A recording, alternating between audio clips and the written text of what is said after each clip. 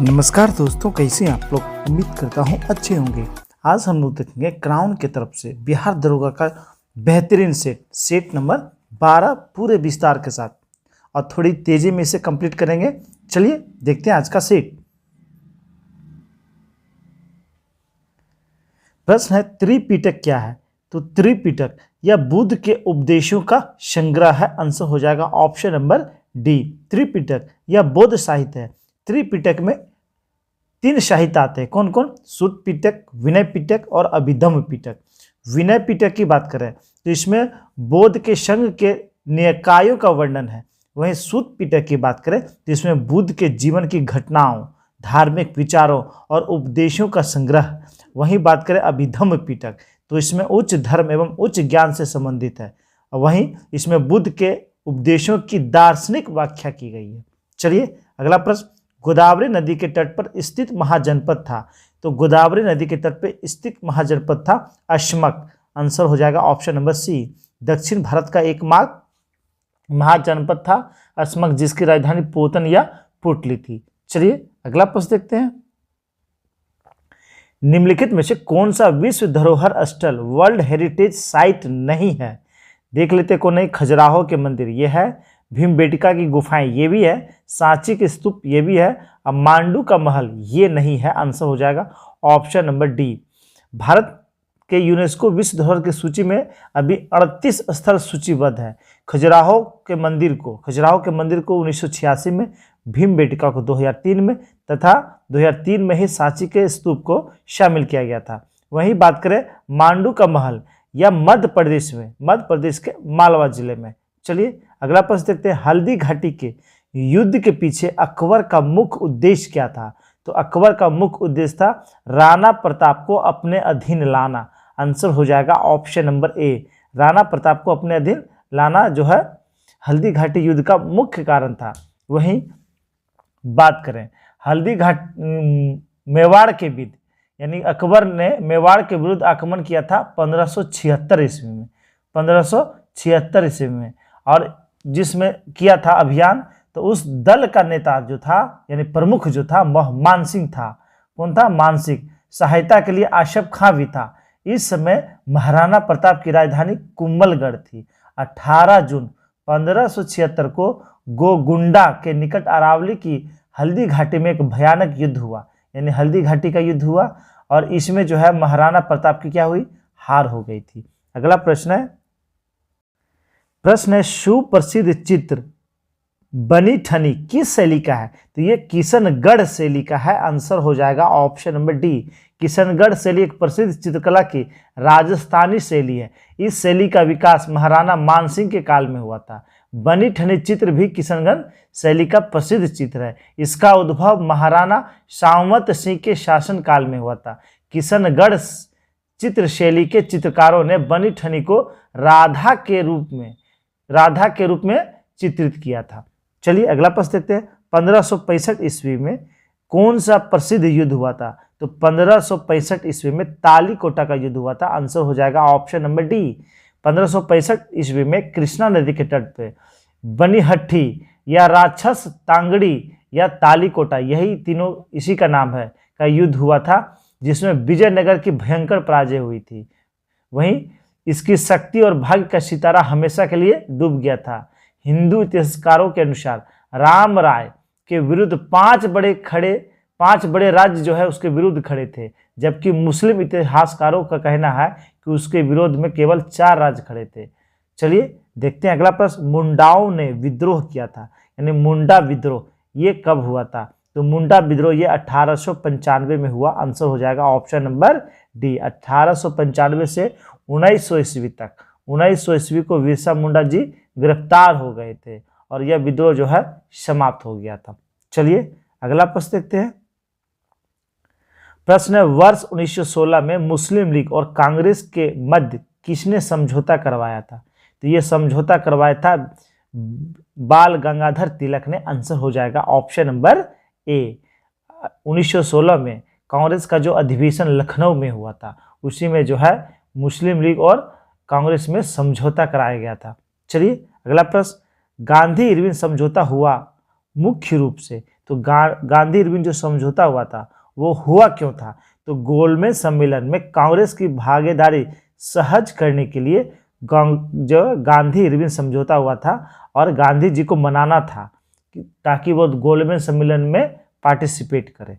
चलिए अगला प्रश्न है, जगत नारायण लाल को किस जेल में भेजा गया था?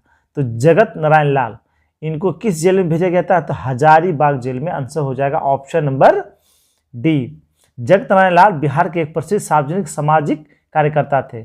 इन पर डॉक्टर राजेंद्र प्रसाद, अनुग्रह नारायण सिन्हा और मदन मोहन मालवीय जी के विचारों का बड़ा प्रभाव था।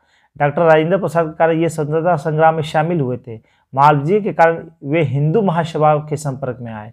ये सांप्रदायिक सौहार्द के समर्थक थे। उन्होंने स्वतंत्रता आंदोलन के दौरान जो है इन्हें कहाँ बंद किया गया था? तो हजारीबाग जेल में। प्रश्न है, केरल का कुट्टानाड़ या कुट्टानाडु प्रसिद्ध है, तो ये किसके लिए प्रसिद्ध है? तो ये भारत का न्यूनतम ऊंचाई वाला क्षेत्र के लिए प्रसिद्ध है। आंसर हो जाएगा ऑप्शन नंबर बी। यह जो है भारत का न्यूनतम ऊंचाई वाला क्षेत्र है जिसकी अवस्थी समुद्र तल से मात्र 1 से 3 मीटर नीचे, समुद्र तल से मात्र क्या, समुद्र तल से 1 से 3 मीटर नीचे है। यह क्षेत्र धान की खेती के लिए प्रसिद्ध है। चलिए अगला प्रश्न है, भारत की तट रेखा की कुल लंबाई लगभग है। तो भारत की तट रेखा की कुल लंबाई है 7500 किलोमीटर। आंसर हो जाएगा ऑप्शन नंबर डी। कितने हैं? 7500 किलोमीटर लगभग में, अगर सही मायने में तो 75 यानी 7516.6 किलोमीटर है।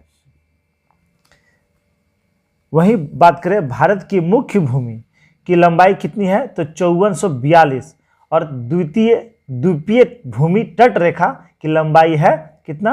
तो 2094 और टोटल जोड़ लेंगे तो टोटल हो जाएगा 7516.6 किलोमीटर।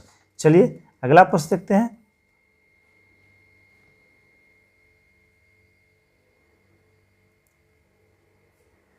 बिहार में प्रवाहित होने वाली निम्न नदियों में से उत्तर से दक्षिण प्रवाहित होने वाली नदी कौन सी है? यानी जो उत्तर से दक्षिण की ओर बहती हो वह नदी जो है बागमती, कमला और कोसी, ये तीनों नदियां हैं। आंसर हो जाएगा ऑप्शन नंबर डी। प्रश्न है, गंगा नदी के किनारे सबसे बड़ा शहर है। तो गंगा नदी के किनारे सबसे बड़ा शहर है कानपुर। आंसर हो जाएगा ऑप्शन नंबर सी।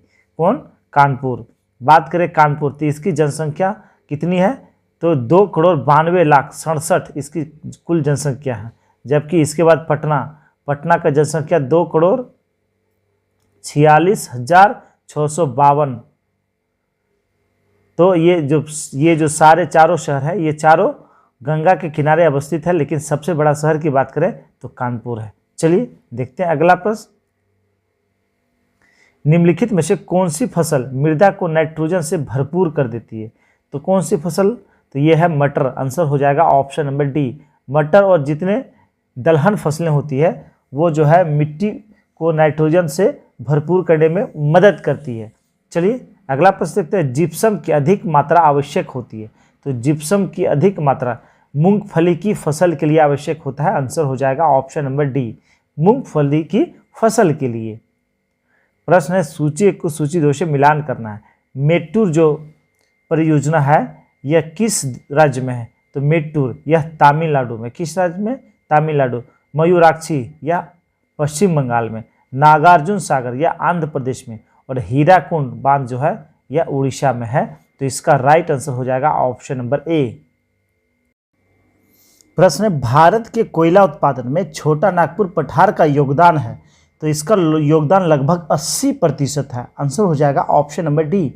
छोटा नागपुर पठार क्षेत्र जो है कोयला उत्पादन में भारत में कुल 80% योगदान देता है। चलिए अगला प्रश्न है, बोकारो इस्पात संयंत्र का निर्माण हुआ था के सहयोग से? ये रूस के सहयोग से इसका निर्माण हुआ। आंसर हो जाएगा option number D.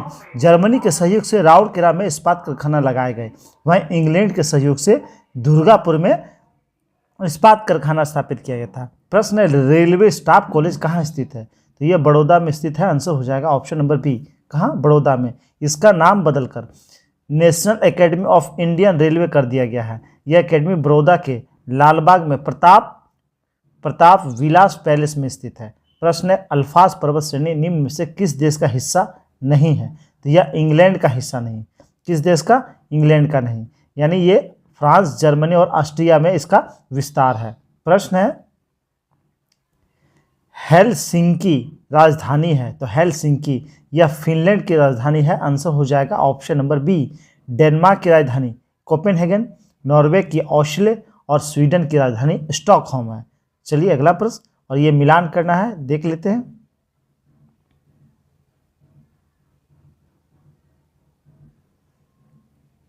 Gulf stream, तो यह एक गर्म जलधारा है। गल्फ स्ट्रीम यह गर्म जलधारा है। पश्चिमी वायु प्रवाह, तो पश्चिमी वायु के क्षेत्र के ऊपर पूरब की ओर चलने वाली धीमी धारा है। पेरू धारा, तो पेरू जो जलधारा है यह प्रशांत महासागर की एक जलधारा है। पश्चिमी ऑस्ट्रेलियाई धारा यह हिंद महासागर की जलधारा है। तो इसका आंसर हो जाएगा ऑप्शन नंबर ए, इसका राइट आंसर हो जाएगा। 4, 2, 1, 3। प्रश्न है, कील नहर जिन्हें जोड़ती है वह है, यानी कील नहर किसको जोड़ती है? तो कील नहर यह उत्तरी सागर को बाल्टिक सागर से जोड़ता है। आंसर हो जाएगा ऑप्शन नंबर ए। यह नहर की लंबाई लगभग 98 किलोमीटर है। कितना? 98 किलोमीटर है। यह नहर जर्मनी में स्थित है। यह नहर विश्व की वैश्यतम नहर है, यानी बीजी नहर। चलिए अगला प्रश्न देखते हैं। प्रश्न है, सूची 1 को सूची 2 से मिलान करना है। विधि के सम्मुख समानता, इसका वर्णन अनुच्छेद 14 में है। कार्य करने का अधिकार, यह अनुच्छेद 41 में है। वहीं कार्य करने के लिए सही और मानवीय स्थितियां, यह अनुच्छेद 42 में है। और बच्चों के लिए मुक्त एवं अनिवार्य शिक्षा, यह अनुच्छेद 45 में है। तो इसका आंसर हो जाएगा ऑप्शन नंबर बी। 3, 4, 1, 2। चलिए अगला प्रश्न देखते हैं। प्रश्न है, अगर भारत के राष्ट्रपति के चुनाव में कोई विवाद है तो उस विवाद को सौंपा जा सकता है। तो राष्ट्रपति के चुनाव में कोई भी विवाद उत्पन्न होती है तो उसका निपटारा कौन करता है? तो भारत के सर्वोच्च न्यायालय, यानी सुप्रीम कोर्ट। आंसर हो जाएगा ऑप्शन नंबर सी। और इसका प्रावधान अनुच्छेद 71 के 1 में है। 71 के 1 में है। अगला प्रश्न है, सोलिसिटर जनरल निम्न में से क्या होता है? तो सोलिसिटर जनरल यह कानूनी सलाहकार होता है। आंसर हो जाएगा ऑप्शन नंबर सी। यह भारत का दूसरा कानूनी अधिकारी होता है, जबकि हम लोग जानते हैं पहला होता है महान्यायवादी, यानी अटॉर्नी जनरल। चलिए अगला प्रश्न देखते हैं। प्रश्न है, निम्नलिखित में से कौन सा एक व्यय भारत की संचित निधि पर भारित नहीं है? तो भारत के राष्ट्रपति का वेतन भत्ते ये भारित है। भारत के उपराष्ट्रपति का वेतन एवं भत्ते ये भारित नहीं है। आंसर हो जाएगा ऑप्शन नंबर बी। भारत के उपराष्ट्रपति को उपराष्ट्रपति के वेतन के रूप में वेतन भत्ते प्रदान नहीं किए जाते हैं। उन्हें राज्यसभा के सभापति के रूप में वेतन भत्ते प्राप्त होता है। चलिए अगला प्रश्न देखते हैं। प्रश्न है, भारत में राजनीतिक दलों को निम्नांकित में से किसके द्वारा पंजीकृत एवं मान्यता प्रदान की जाती है? तो राजनीतिक दलों को मान्यता और पंजीकृत यह करता है भारत का निर्वाचन आयोग। आंसर हो जाएगा ऑप्शन नंबर बी, भारत के निर्वाचन आयोग के द्वारा। भारत के निर्वाचन आयोग के द्वारा राजनीतिक दलों को यह मान्यता जनप्रतिनिधि अधिनियम 1951 की धारा 19 ए के तहत दी जाती है। प्रश्न, किस संविधान संशोधन ने शिक्षा का अधिकार प्रदान करने के लिए एक नया अनुच्छेद 21A संविधान में जोड़ा? तो ये कौन सा संविधान संशोधन था? तो 86वां संविधान संशोधन। आंसर हो जाएगा ऑप्शन नंबर ए। प्रश्न, CIA किस देश की गुप्तचर एजेंसी है? तो CIA या USA यानी यूनाइटेड स्टेट्स ऑफ अमेरिका, संयुक्त राज्य अमेरिका की एक गुप्तचर एजेंसी है, जिसका फुल फॉर्म होता है सेंट्रल इंटेलिजेंस एजेंसी। चलिए अगला प्रश्न, रिसर्च एवं एनालिसिस विंग यानी रॉ निम्नलिखित में से किसका भाग है? तो रॉ जो है ये किसका भाग है? तो मंत्रिमंडल सचिवालय का। आंसर हो जाएगा ऑप्शन नंबर बी। इसका गठन जो है इंदिरा गांधी के समय में 1968 ईस्वी में किया गया था। यह भारत की प्रमुख गुप्तचर संस्था है। प्रश्न है, भारतीय वन्यजीव संस्थान कहाँ स्थित है? तो भारतीय वन्यजीव संस्थान यह देहरादून में स्थित है। आंसर हो जाएगा ऑप्शन नंबर सी। 1982 में स्थापित भारतीय वन्यजीव संस्थान एक अंतर्राष्ट्रीय ख्याति प्राप्त संस्था है। यह संस्थान प्रशिक्षण पाठ्यक्रम, अकादमिक कार्यक्रम के अलावा वन्यजीव अनुसंधान तथा प्रबंधन में सलाहकारिता प्रदान करती है। चलिए अगला प्रश्न देखते हैं। कालिदास सम्मान किस राज्य सरकार द्वारा दी जाती है? तो कालिदास सम्मान यह दिया जाता है मध्य प्रदेश के द्वारा। आंसर हो जाएगा ऑप्शन नंबर बी। किसके द्वारा? तो मध्य प्रदेश सरकार के द्वारा। और इसकी स्थापना यानी ये देने की शुरुआत 1980 से किया गया। भारतीय मानक ब्यूरो मुख्यालय कहाँ है? तो भारतीय मानक ब्यूरो मुख्यालय यह कहाँ है? तो यह नई दिल्ली में है। आंसर हो जाएगा ऑप्शन नंबर ए। कहाँ है? नई दिल्ली में है।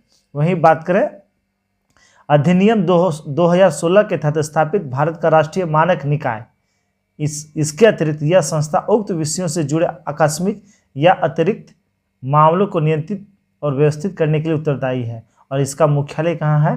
तो नई दिल्ली में। अगला प्रश्न है विदेशी संप्रभु बॉन्ड क्या है? तो विदेशी संप्रभु बॉन्ड यह सरकार द्वारा जारी प्रतिभूतियां होती है जिनके द्वारा सरकार घाटे कम करती है। आंसर हो जाएगा ऑप्शन नंबर सी।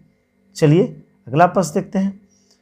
प्रश्न है संसद में बजट संबंधित प्रक्रिया के विषय में मांग की राशि को घटाकर 1 रुपया करना है को कहा जाता है। क्या कहा जाता है? तो इसे नीति कटौती प्रस्ताव कहा जाता है। आंसर हो जाएगा ऑप्शन नंबर बी। क्या कहा जाता है? नीति कटौती प्रस्ताव। आम बजट में अनुदान मांग पर संसद के सदस्य द्वारा अनुदान की मांग में कटौती का प्रस्ताव लाया जा सकता है। तो इसके बाद जिसका उद्देश्य क्या होता है? विशिष्ट मद की ओर सदन का ध्यान आकर्षित करना। कटौती प्रस्ताव 3 प्रकार के होते हैं। नीति कटौती प्रस्ताव, इसमें प्रस्तावक कहता है कि अनुदान मांग की घटाकर 1 रुपया की जाए। दूसरा होता है मित व्ययिता कटौती, तो इसमें प्रस्तावक कहता है कि मांग की राशि कुछ रुपया कम किया जाए। और सांकेतिक कटौती, इसमें प्रस्तावक कहता है कि मांग की राशि 100 रुपया कम की जाए। चलिए अगला प्रश्न देखते हैं। रेशियो का प्रश्न है। एक समूह में लड़के और लड़कियों का अनुपात 7:6 है। यदि 4 और लड़के उस समूह में शामिल हो जाते हैं तो 3 लड़कियां समूह छोड़ देता है, तो लड़कों और लड़कियों का अनुपात 4:3 होता है। बहुत आसान सा प्रश्न है। तो पहले मान लेते हैं 7x और 6x। कह रहा है कि 4 लड़के और आ जाते हैं, तो 4 लड़के इसमें शामिल कर दीजिए। और कह रहे हैं कि लड़कियां 3 उसके छोड़ जाती है, तो इसमें -3 कर लीजिए। आप दोनों का रेशियो कर लीजिए। रेशियो 4:3 हो जाता है। इसे आप लोग सॉल्व कर लीजिएगा। इसका मान x का मान आ जाएगा कितना? x का मान आ जाएगा इसमें 8। पहले का निकालना है कुल प्रारंभिक संख्या कितनी थी। तो पहले में तो ये 8 7 8 56 ये, और फिर ये 8 48 56 और 48 ऐड कर लीजिएगा। ये आ जाएगा 104। कितना हो जाएगा? 104। Option number D. प्रश्न है 10 वर्ष पूर्व सुलोचना की मां की आयु सुलोचना से 4 गुनी थी। 10 वर्ष पश्चात उनकी आयु सुलोचना की आयु से दुगनी हो जाएगी। आज सुलोचना की आयु क्या है? बहुत आसान सा प्रश्न है। मान लेते हैं 10 वर्ष पहले सुलोचना की आयु x था, तो उसकी मां की आयु 4x हो जाएगा। 4 गुने है, तो वर्तमान में कितना हो जाएगा? तो दोनों में 10 ऐड कर देंगे, तो ये वर्तमान की आयु। लेकिन कह रहा 10 वर्ष पश्चात, तो दोनों में 10-10 वर्ष और ऐड कर दीजिए। दोनों में 10 साल और ऐड कर दिए, तो कह रहा सुलोचना से दुगनी हो जाएगी। तो इधर 2 से मल्टीप्लाई कर देंगे, ये इक्वल कर लेंगे। इसे सॉल्व कीजिएगा तो x का मान 10 आ जाएगा। पूछ रहा है कि आज सुलोचना की आयु कितनी है, तो ये x जो है हम लोग माने थे 10 साल पहले, तो वर्तमान में कितना होगा? तो इसमें 10 ऐड कर देंगे, यानी 20 साल। आंसर हो जाएगा ऑप्शन नंबर ए। प्रश्न है 40% अम्ल वाले मिश्रण को 60% वाले मिश्रण में किस अनुपात में मिला जाए ताकि जो है 49% अम्ल वाला मिश्रण प्राप्त हो जाए। ये जो है एलिगेशन का सवाल है। बहुत आसान सा ट्रिक से बन जाएगा। इधर 60 लिख दीजिए, इधर 40, इधर 60, और ये दोनों का मिक्स का दिया हुआ है 49%। मैं घटा लीजिए, इसे अगर घटाइएगा तो इधर आ जाएगा 11, और इधर घटाइएगा तो 9। कितना हो जाएगा? 11 और 9, तो इसका आंसर हो जाएगा 11:9। Option number C right answer हो जाएगा। चलिए अगला प्रश्न देखते हैं। प्रश्न, एक आदमी ने 1,20,000 की राशि छोड़ी है जो 14 वर्ष और 12 वर्ष के उसके दो पुत्रों के बीच इस प्रकार विभाजित की जानी है कि प्रत्येक के 18 वर्ष की आयु प्राप्त करने पर उन्हें बराबर राशि मिले। यदि राशि पर 15% वर्ष की दर से साधारण ब्याज मिलता हो तो छोटे पुत्र का हिस्सा कितना होगा। तो निकाल लीजिए इसमें 18 वर्ष की आयु पूरी करने पर बड़े पुत्र के लिए समय हो जाएगा कितना, 18 माइनस 14 यानी 4 वर्ष। कितना हो जाएगा, 4 वर्ष। 18 वर्ष की आयु पूरी करने पर छोटे पुत्र का समय हो जाएगा 18 माइनस 12, कितना हो जाएगा, 6 वर्ष। इसका हो जाएगा 4 वर्ष और इसका हो जाएगा 6 वर्ष। 4 वर्ष में बड़े पुत्र को प्राप्त मिश्रधन हो जाएगा कितना के बराबर, तो 6 वर्ष में छोटे पुत्र को प्राप्त मिश्रधन, क्योंकि दोनों को समान राशि मिलनी है, दोनों को बराबर कर लेंगे तो बड़े पुत्र का मूलधन निकालना होगा। तो हम लोग कैसे बड़े पुत्र का मूलधन गुना, तो 100 गुना ये इसका रेट कितना है 5% और समय है 4 वर्ष। इसे सॉल्व कर लीजिएगा, ये दोनों को सॉल्व कर लीजिएगा तो इससे रेशियो आ जाएगा 13:12। कितना हो जाएगा, 13:12। राशि मेरा 1,20,000 है तो कुल 1,20,000 को जबकि रेशियो का कुल कितना हो जाएगा 25। अब बड़ा वाला का हिस्सा हो जाएगा 13, कितना हो जाएगा 13, लेकिन निकालना है छोटे वाला का तो 12 से गुना कर दीजिएगा, आंसर हो जाएगा 57,600 रुपये, ऑप्शन नंबर बी। अगला प्रश्न है, दिए गए चित्र में वृत्त का केंद्र L, ये वृत्त का सेंटर क्या है L है, और ML यानी ML और LM लंब है, ये दोनों क्या है, लंब है। यदि त्रिभुज, ये जो त्रिभुज है MLN ये जो त्रिभुज है का क्षेत्रफल दिया हुआ, इसका क्षेत्रफल 36 दिया हुआ, तो वृत्त का क्षेत्रफल निकालना है। तो वृत्त का क्षेत्रफल, तो इसका फॉर्मूला, तो वृत्त का क्षेत्रफल इस फॉर्मूला हो जाएगा क्या, इसका फॉर्मूला हो जाएगा 1/2 R गुना R साइन थीटा। तो यहाँ साइन थीटा, तो ये कितना 90 डिग्री, ये कितना होता है, हम लोग जानते हैं कि त्रिभुज का केंद्र पे बना कोण 90 डिग्री होता है। कितना होता है, 90 डिग्री होता है, तो ये साइन 90 डिग्री। इसे सॉल्व कर लीजिएगा तो इसका आंसर आ जाएगा R का वैल्यू, इसके R का वैल्यू आ जाएगा 6√2। तो हमें निकालना है किसका, पूरे हम लोग को निकालना है वृत्त का। तो वृत्त का क्षेत्रफल बराबर πr² होता है। कितना होता है, πr²। सॉल्व कर लीजिएगा, पाई का मान 22/60, 6 गुना √2 गुना 6 गुना √2। सॉल्व कर लीजिएगा, आंसर हो जाएगा, अगर पाई में इसमें दिया हुआ तब तो इसे बदलना ही नहीं है, 6 दूनी 12 दूनी 6 छक 36 दूनी 72 पाई, आंसर हो जाएगा ऑप्शन नंबर बी।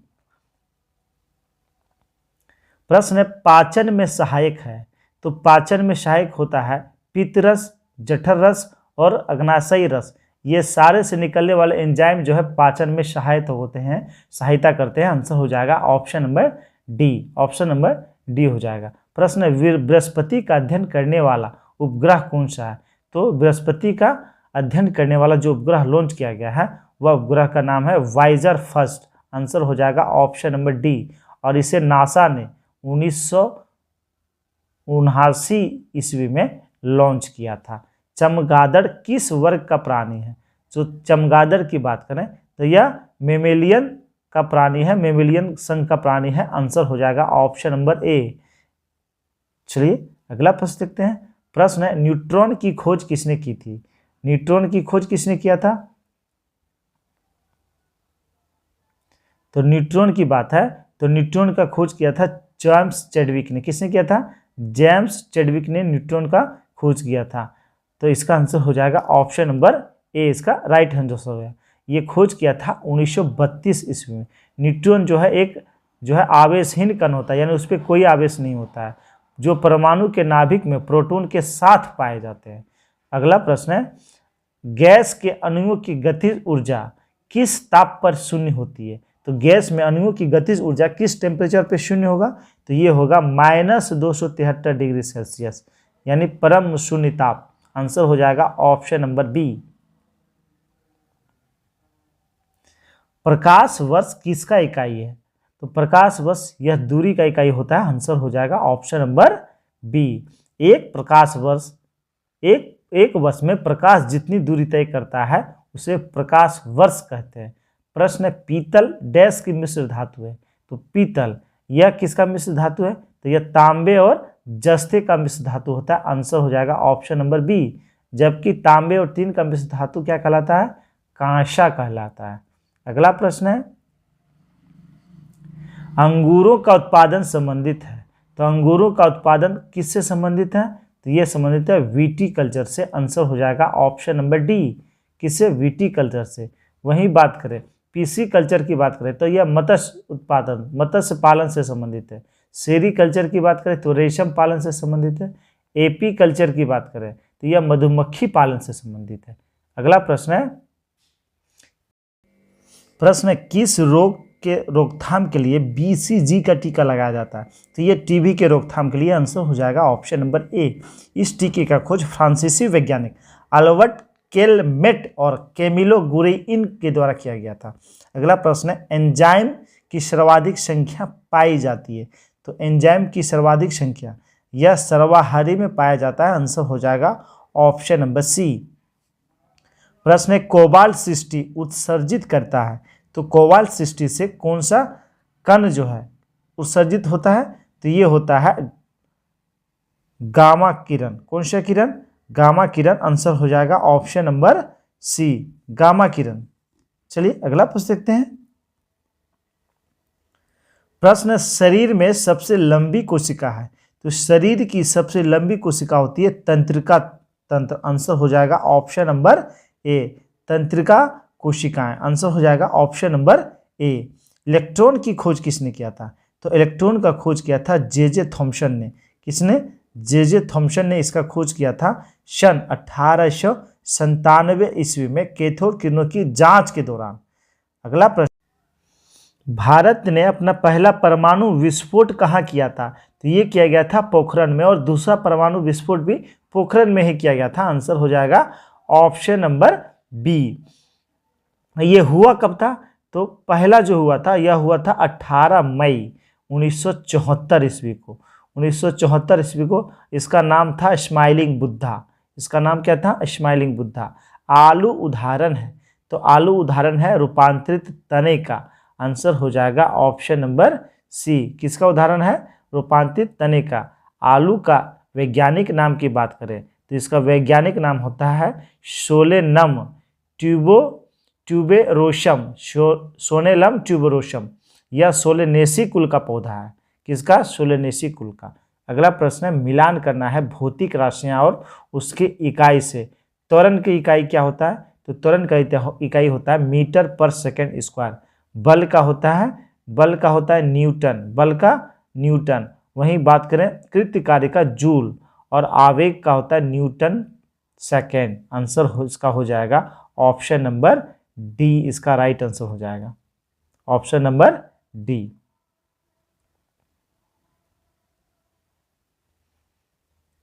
अगला प्रश्न है कांसा मिश्रित एलॉय है। अभी था पीतल, अभी फिर आया कांसा, तो कांसा होता है तांबा और टीन का। आंसर हो जाएगा ऑप्शन नंबर ए। क्या हो जाएगा, ऑप्शन नंबर ए। इसका उपयोग बर्तन बनाने तथा मूर्तियां बनाने में किया जाता है। इसमें लगभग 88% कॉपर और टीन की मात्रा 12% के आसपास होती है। अगला प्रश्न है निम्नलिखित में से कौन सा सामान्य ताप पर ठोस अवस्था में रहता है, तो सामान्य ताप पर ठोस अवस्था में आयोडीन पाया जाता है। आंसर हो जाएगा option number C. Chlorine, bromine, iodine, fluorine ये सभी हेलोजन समूह के तत्व हैं। हेलोजन तत्व धातुओं के संयोग कर लवण उत्पन्न करते हैं, इसी कारण इसे हेलोजन कहा जाता है। क्लोरीन और फ्लोरीन गैसीय अवस्था में, जबकि ब्रोमीन जो है यह द्रव अवस्था में पाए जाते हैं।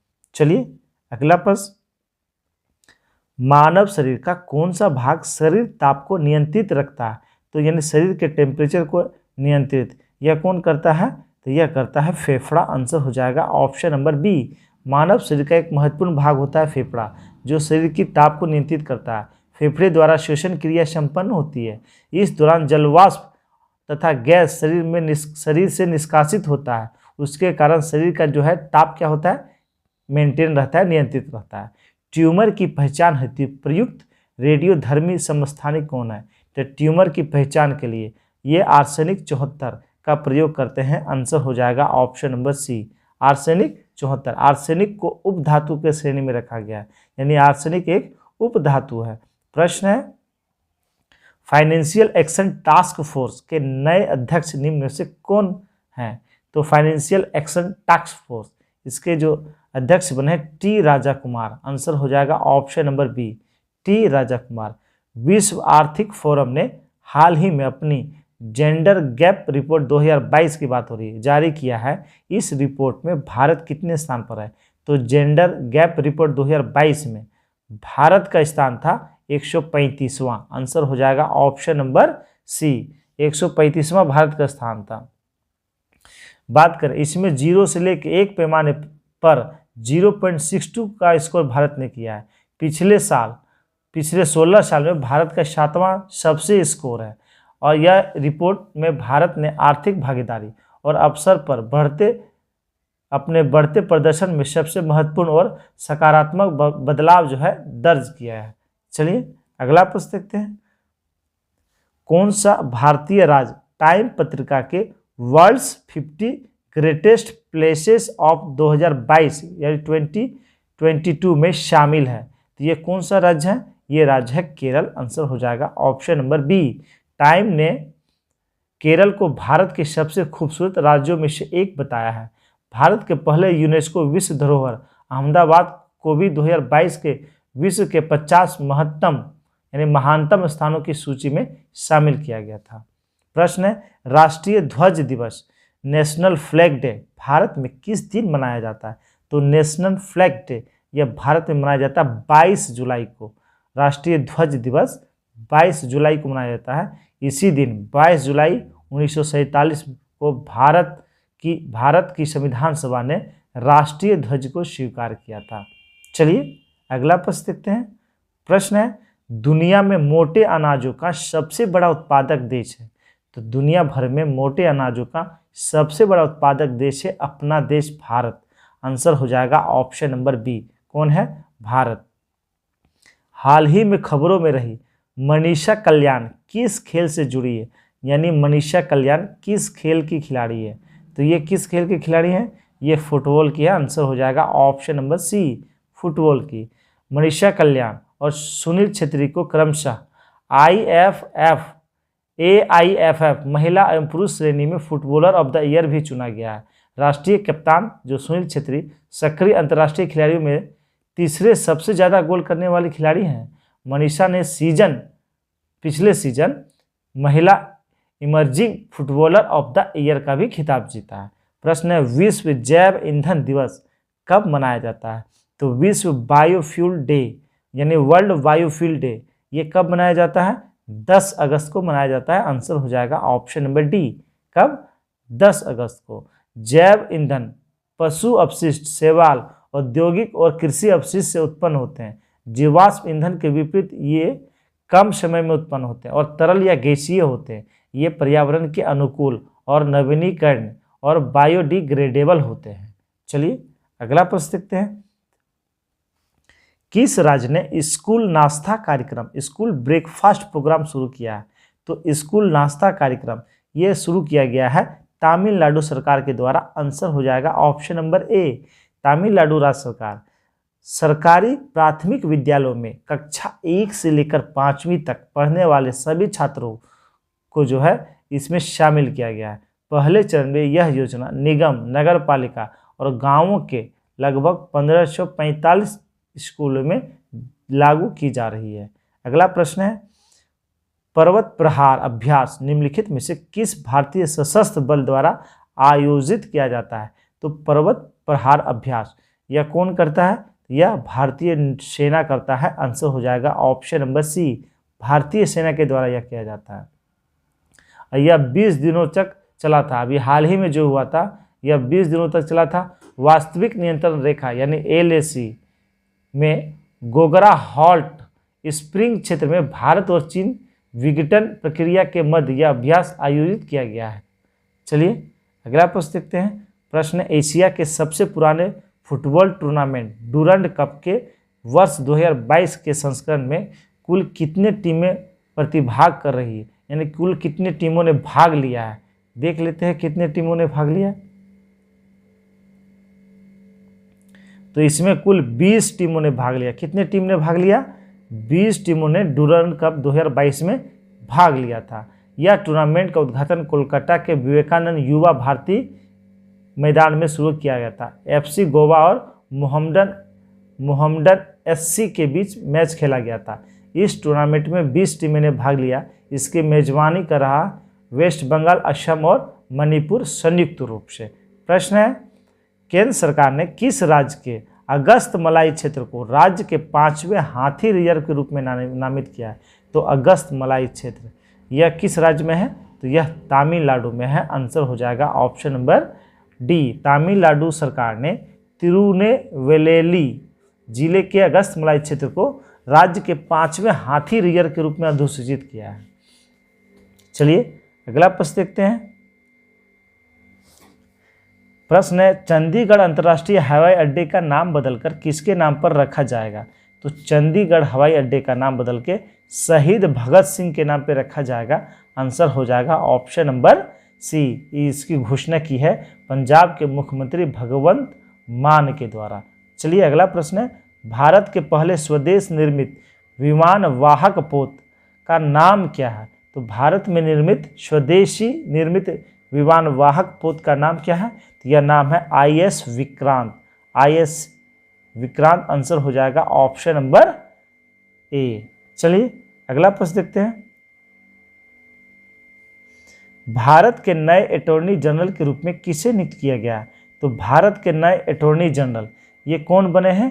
तो ये बने हैं R वेंकटरमणि। आंसर हो जाएगा option number C, R Venkataramani. Option number C right answer हो जाएगा। ये जो है के वेणुगोपाल का स्थान लिया है। इन्होंने के वेणुगोपाल जो था उनका स्थान लिया है। अगला प्रश्न है, भारतीय पुरातत्व सर्वेक्षण ने हाल ही में किस राज्य में गुफाओं और मंदिरों के अवशेष पाए हैं? तो ये कहाँ किस राज्य में पाए गए हैं? तो ये पाया गया है मध्य प्रदेश में। आंसर हो जाएगा option number D. Madhya Pradesh के बांधवगढ़ में अपनी हालिया खोज के दौरान प्राचीन गुफा और मंदिर, बौद्ध संरचनाओं के अवशेष और पुरानी लिपियों में मथुरा और कौशाम्बी जैसे शहरों के नाम वाले चित्र और शिलालेख पाए हैं भारतीय पुरातत्व सर्वेक्षण। चलिए अगला प्रश्न देखते हैं। प्रश्न है, राष्ट्रीय राजभाषा कीर्ति पुरस्कार प्राप्त करने वाली विज्ञान पत्रिका विज्ञान प्रगति किस संस्थान द्वारा जारी की जाती है? तो ये किसके द्वारा जारी किया जाता है? तो ये जारी किया जाता है CSIR। आंसर हो जाएगा ऑप्शन नंबर डी, CSIR के द्वारा यह जारी किया जाता है। यह देश भर के शिक्षक बच्चों, शोधकर्ताओं और जनता के बीच लोकप्रिय है। CSIR ने 1952 में इस पत्रिका का प्रकाशन शुरू किया था। प्रश्न है, सत्र 2022-23 कर लीजिएगा इसे, 22-23 के लिए भारत के किस शहर को पहली बार SCO पर्यटन और सांस्कृतिक राजधानी के रूप में नामित किया गया है? तो ये है प्रधानमंत्री का लोकसभा सीट, संसदीय क्षेत्र वाराणसी को। आंसर हो जाएगा ऑप्शन नंबर सी। प्रश्न है, किस देश ने सूर्य के रहस्यों को जानने के लिए काफाऊ-1 उपग्रह लॉन्च किया है? तो ये किस देश ने लॉन्च किया है? ये चीन ने लॉन्च किया है। आंसर हो जाएगा ऑप्शन नंबर बी। चीन ने अपने निर्माणाधीन अंतरिक्ष स्टेशन को सफलतापूर्वक एकीकृत करने और चंद्र मिशन के अगले चरण को मंजूरी देने के बाद एक नया उपग्रह लॉन्च किया है जो सूर्य से जुड़े रहस्यों को उजागर करेगा। इसे लॉन्च मार्च 2D रॉकेट से लॉन्च किया गया था। किससे लॉन्च किया गया था? मार्च 2D रॉकेट के द्वारा। उपग्रह कॉफो को कक्षा में स्थापित होने के साथ 6 महीने का लंबे कमीशन चरण भी शुरू होगा। अगला प्रश्न है, किस संस्थान ने poverty and shared prosperity 2022 report जारी किया है? तो ये जारी किया है किसने? वर्ल्ड बैंक ने। आंसर हो जाएगा option number A. World bank ने हाल ही में poverty and shared prosperity 2022 correcting course शीर्षक से एक नई रिपोर्ट जारी किया है। इस रिपोर्ट के अनुसार उच्च खाद्य और ऊर्जा की कीमतों में कोविड-19 के बाद त्वरित सुधार में बाधा उत्पन्न की जो दशकों में वैश्विक गरीबी उन्मूलन के लिए सबसे बड़ा झटका रहा। अत्यधिक गरीबी उप सहारा अफ्रीकी देशों में केंद्रित है, जिसकी गरीबी दर लगभग 35% और अत्यधिक गरीबी में सभी लोगों का 60% है। अगला प्रश्न है, मेंस बोलोन डियोर अवार्ड 2022 का विजेता कौन है? तो इसका विजेता कौन है? तो ये विजेता है करीमा बेंजेमा। आंसर हो जाएगा ऑप्शन नंबर सी, करीमा बेंजेमा। रियल मैड्रिड के स्टार खिलाड़ी करीम बेंजेमा ने पहली बार मेंस वेलोड डियोर अवार्ड 2022 जीता है। यह प्रतिष्ठित पुरस्कार पाने वाले वह 5वें फ्रांसीसी हैं। वर्ष 1998 में जिनेडिन जिडान के बाद पहली बार यह अवार्ड जीता था। 16 वर्षों में पहली बार मेसी या रोनाल्डो यह अवार्ड जीतने में कामयाब नहीं हो पाए। अगला प्रश्न है, इराक के नए राष्ट्रपति के रूप में किसे चुना गया है? तो इराक के नए राष्ट्रपति अब्दुल लतीफ़ राशिद बने हैं। आंसर हो जाएगा ऑप्शन नंबर ए। कौन? अब्दुल लतीफ़ राशिद। चलिए अगला प्रश्न देखते हैं, निम्नलिखित में से किस राज्य में पराक्रम दिवस मनाया जाएगा?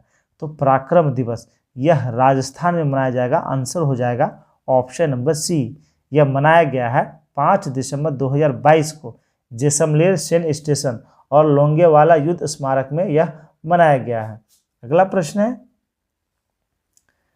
भारत में चुनावी बॉन्ड की बिक्री और नकदीकरण के लिए एकमात्र अधिकृत संस्था कौन सी है? तो ये एकमात्र अधिकृत संस्था कौन सी है, देख लेते हैं। तो ये संस्था है SBI। आंसर हो जाएगा ऑप्शन नंबर बी, SBI। सरकार ने देश भर में SBI की 29 शाखाओं के माध्यम से चुनावी बॉन्ड की बिक्री एवं नकदीकरण को अधिकृत किया है। चुनावी बॉन्ड जो है एक ऐसे व्यक्ति द्वारा खरीदे जा सकते हैं जो भारत का नागरिक हो या भारत में निगमित या स्थापित है। एक व्यक्ति अकेले या अन्य व्यक्तियों के साथ संयुक्त रूप से बॉन्ड खरीद सकता है। प्रश्न है, खबरों में हाल ही में खबरों में रहा शोमेरो ज्वालामुखी किस देश में स्थित है? तो शोमेरो ज्वालामुखी यह स्थित है इंडोनेशिया में। आंसर हो जाएगा ऑप्शन नंबर डी। हाल ही में इसमें जो है विस्फोट हुआ। विस्फोट के कारण ज्वालामुखी की राख फैली और पूर्वी जावा प्रांत में लगभग 2000 से अधिक निवासियों को वहां से निकालना पड़ा। इंडोनेशिया की आपदा प्रबंधन एजेंसी के अनुसार अभी तक किसी के घायल होने का खबर इसमें नहीं मिला था। माउंट सेमेरो राजधानी जकार्ता से लगभग 640 किलोमीटर दक्षिण पूर्व में स्थित है। आप लोग जानते होंगे कि इंडोनेशिया की जो राजधानी जकार्ता है उसे वहां से बोर्नियो द्वीप शिफ्ट किया जा रहा है। चलिए अगला प्रश्न देखते हैं। प्रश्न है, किस राज्य ने आरक्षण बढ़ाकर 76% करने के लिए विधेयक पारित किया है? तो 76% आरक्षण दिया जाएगा छत्तीसगढ़ में। आंसर हो जाएगा ऑप्शन नंबर डी, छत्तीसगढ़ राज्य सरकार ने। इसके लिए अनुसूचित जनजाति को अब 32%, यानी ST को कितना प्रतिशत आरक्षण मिलेगा? 32। OBC पिछड़ा वर्ग को BC को 27%, वहीं अनुसूचित जाति यानी शेड्यूल कास्ट को 13% वहां आरक्षण मिलेगा। चलिए देखते हैं अगला प्रश्न, किस उच्च न्यायालय ने मंदिरों के अंदर मोबाइल फोन के उपयोग पर प्रतिबंध लगा दिया है? तो किस उच्च न्यायालय ने मंदिर के अंदर मोबाइल फोन पर बैन किया है? तो मद्रास उच्च न्यायालय। आंसर हो जाएगा ऑप्शन नंबर सी। मद्रास उच्च न्यायालय के अनुसार मोबाइल फोन के उपयोग पर प्रतिबंध लगाने का कदम पूजा स्थलों की पवित्रता बनाए रखने में उपयोगी होगा। उच्च न्यायालय ने यह भी कहा कि लोगों को असुविधा से बचाने के लिए मंदिर में फोन जमा करने के लिए लॉकर स्थापित किया जाने चाहिए और इस आदेश का अनुपालन सुनिश्चित करने के लिए सुरक्षा कर्मी की भी नियुक्ति की जानी चाहिए। अगला प्रश्न है, टाइम पत्रिका के पर्सन ऑफ द ईयर 2022 के रूप में किसे चुना गया? तो टाइम पत्रिका ने पर्सन ऑफ द ईयर 2022 के रूप में किसे चुना है? तो ये चुना है व्लादिमीर जेलेंस्की, यानी यूक्रेन के ये जो राष्ट्रपति हैं व्लादिमीर जेलेंस्की को चुना है। आंसर हो जाएगा option number D. Option number D इसका राइट आंसर हो जाएगा। चलिए अगला प्रश्न, 2011 की जनगणना के अनुसार बिहार में लिंगानुपात क्या था? तो बिहार का लिंगानुपात 2011 के जनगणना के अनुसार कितना है? 918। आंसर हो जाएगा ऑप्शन नंबर डी। जबकि 2001 की जनगणना के अनुसार कितना था? तो 2001 में 919 था, जबकि एक घसक गया, एक कम हो गया 2011 में। अगला प्रश्न है, बिहार आधिकारिक भाषा विभाग द्वारा मंडन मिश्र पुरस्कार किस क्षेत्र में दिया जाता है? तो ये किस क्षेत्र में? तो धर्म और दर्शन शास्त्र के क्षेत्र में दिया जाता है। आंसर हो जाएगा ऑप्शन नंबर ए, धर्म और दर्शन शास्त्र। अगला प्रश्न है, डॉक्टर राजेंद्र प्रसाद का पैतृक घर किस जिले में है? तो इनका डॉक्टर राजेंद्र प्रसाद का पैतृक घर सिवान जिले में है। आंसर हो जाएगा ऑप्शन नंबर ए, सिवान जिले से महज कुछ किलोमीटर दूर जीरादेई नामक स्थान जो है इसका पैतृक गांव है। चलिए, प्रश्न है, Manjhi the mountain man film का निर्देशन किसने किया था? तो मांझी द माउंटेन मैन इसका निर्देशन किसने किया था? तो ये किया था केतन मेहता ने। आंसर हो जाएगा option number C, Ketan Mehta ने किया था। इस फिल्म की कहानी दशरथ मांझी के जीवन पर आधारित है। निम्न में से किस नदी को हिंदू धार्मिक मान्यता के अनुसार अपवित्र माना जाता है? तो यह नदी है कर्मनाशा नदी। आंसर हो जाएगा ऑप्शन नंबर ए। यह नदी बिहार और उत्तर प्रदेश राज्यों में बहने वाली नदी है। यह गंगा की एक उपनदी है। कर्मनाशा दुनिया की पहली ऐसी नदी है जिसके जल को अछूत माना जाता है। ऐसा कहा जाता है कि इस नदी के जल को जो छूता है वह अपवित्र हो जाता है। इतना ही नहीं, ये भी कहा गया है कि इस नदी के पानी से खेती करने से सारे फसल बर्बाद हो जाते हैं। अगला प्रश्न है, बिहार की विभा लाल का संबंध किस क्षेत्र से है? तो विभा लाल जो बिहार की हैं उनका संबंध चित्रकला से है। आंसर हो जाएगा ऑप्शन नंबर डी। ये इनका विभा लाल का संबंध चित्रकला यानी मधुबनी पेंटिंग से संबंधित है। उन्हें हाल ही में केंद्र सरकार के द्वारा नेशनल अवार्ड हेतु चयनित भी किया गया है। चलिए, अगला प्रश्न है, बिहार सरकार किस योजना के तहत विधवाओं को 3600 रुपये सालाना पेंशन देगी? तो ये किस योजना के तहत ये दिया जाएगा? तो लक्ष्मीबाई सामाजिक सुरक्षा योजना के तहत विधवाओं को अब साल में 3600 पेंशन के रूप में दिया जाएगा। आंसर हो जाएगा ऑप्शन नंबर ए। वही बात करें, इस योजना का लाभ लेने के लिए सालाना आय जो है उसका 60,000 से कम होना चाहिए। आवेदक के पास बीपीएल कार्ड होना चाहिए और उसे किसी भी प्रकार का पेंशन ना मिल रहा हो, ये उसके लिए आवश्यक होना चाहिए। इसके लिए आवेदन का अस्थायी निवास प्रमाण पत्र और नज़दीकी पोस्ट ऑफिस में एक खाता होना अनिवार्य है। चलिए देखते हैं आज का अंतिम प्रश्न। मगध का हिमालय नाम से मशहूर वानावर पहाड़ लंबे अरसे के बाद रोपवे निर्माण का कार्य शुरू हो गया है। यह निर्माण किस जिले में हो रहा है? यानी जो वानावर पहाड़ है यह किस जिला में है? तो यह है जहानाबाद जिला में। आंसर हो जाएगा ऑप्शन नंबर बी, जहानाबाद जिला में।